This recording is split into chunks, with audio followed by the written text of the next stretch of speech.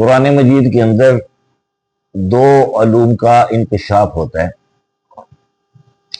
وہ علوم جو علم رسالت اور علم نبوت سے وابستہ ہیں، اس کے تربیت یافتہ بندے جو ہیں مقربین کہلاتے ہیں، صدیقین، شہداء، صالحین، ابرار یا ولی اللہ کہلاتے ہیں. علم کی یہ طرز معاشرے کے اندر، قرآن کے اندر اس کی تفصیل موجود ہے. علم کی دوسری طرز جس کو علم الکتاب اور علم لدنی بولا جاتا ہے، قرآن مجید کے اندر اس کی تفصیل بھی موجود ہے. مختصراً یہ کہ موسیٰ علیہ السلام علم لدنی سیکھنے کے لیے حضرت خضر علیہ السلام کے پاس جاتے ہیں. قرآن میں اس بندے کا نام تو موجود نہیں، لیکن بندے کا تذکرہ موجود ہے. اسی طرح حضرت سلیمان علیہ السلام کے دربار میں موجود شخص جو پلک جھپکنے کے اندر جو ہے تخت کو لے کے دربار میں پیش کر دیتا ہے، اس بندے کے پاس علم الکتاب ہے، اور قرآن میں اس بندے کا نام بھی نہیں. علم الکتاب اور علم لدنی کے حامل لوگ جو ہیں ان کو تصوف کے اندر غوث، قطب، ابدال، کلندر، نجبہ، ابدال، اوتاد کا نام دیا جاتا ہے.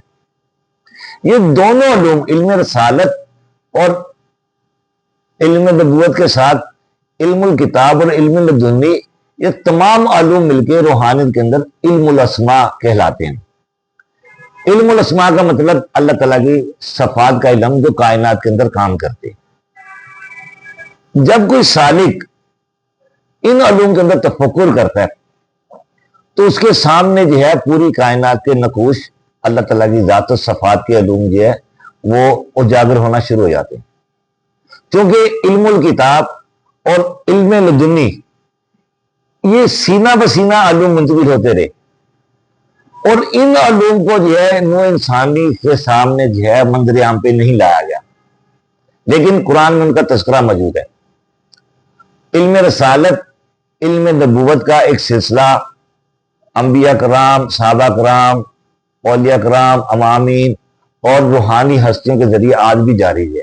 لیکن تکوین کے علوم کے متعلق جو ہے کبھی بھی جو ہے عوام الناس میں اس کا تذکرہ نہیں کیا گیا. اس لیے تذکرہ نہیں کیا گیا کہ انسانی شعور کے اندر اتنی سکن نہیں تھی کہ ان علوم کو سمجھا جا سکے. سلسلہ دینیا کے امام ابدال حق حسن اخرا حضور کلندر بابا اولیاء فرماتے ہیں کہ میں اپنے آپ کو روحانی علوم کے اندر، تکوین کے علوم کے اندر جو ہے ظاہر نہیں کرنا تھا. میں اپنے آپ کو اس لیے ظاہر کیا کہ مجھے خواجہ شمس الدین عظیمی صاحب کی تربیت کرنی تھی. وہ علوم جو ہے جو سینہ بسینہ حضور کلندر بابا اولیاء تک پہنچے، ان علوم کو جو ہے انہوں نے حضور خواجہ شمس الدین عظیمی صاحب کے اندر منتقل کیا.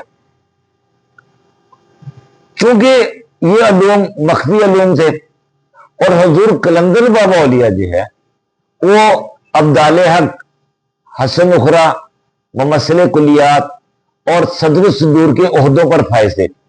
تصوف کی تاریخ میں یہ چاروں عہدے جو ہیں اس سے پہلے کبھی ظاہر نہیں ہوئے. کیونکہ حضور کلندر بابا اولیاء فرماتے کہ میں نے اپنے آپ کو اس لیے ظاہر کیا کہ یہ علوم میں نے منتقل کرنے تھے. تو یہ چاروں عہدوں کے علوم جو ہیں حضور خواجہ شمس الدین عظیمی صاحب کے اندر منتقل ہوئے. کیونکہ حضور کلندر بابا اولیاء 11 سلاسل کے خانوادہ ہیں، جس میں چشتیہ، قادریہ، نقشبندیہ، سہروردیہ، ملامتیہ، تاجیہ، فردوسیہ، تیفوریہ، یہ 11 بڑے سلاسل جو ہیں یہ حضور کلندر بابا اولیاء ان کے خانوادہ ہیں. روحانی علوم کے اندر خانوادہ اس بندے کو کہتے ہیں جس کو امام سلسلہ اپنا ذہن منتقل کر دے. یعنی کہ امام سلسلہ اور خانوادہ آپس میں ممثل ہوتے ہیں.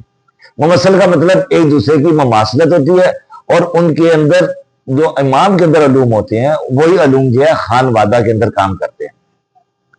چونکہ خواجہ شمس الدین عظیمی صاحب حضور کلندر بابا اولیاء کے خانوادہ ہیں، تو انہوں نے خود بھی اپنے علوم کے اندر اتنا زیادہ انعماق اور اتنا زیادہ ارتکاز کیا کہ دربار رسالت میں جو ہے انہیں احمد کے خطاب سے نوازا گیا۔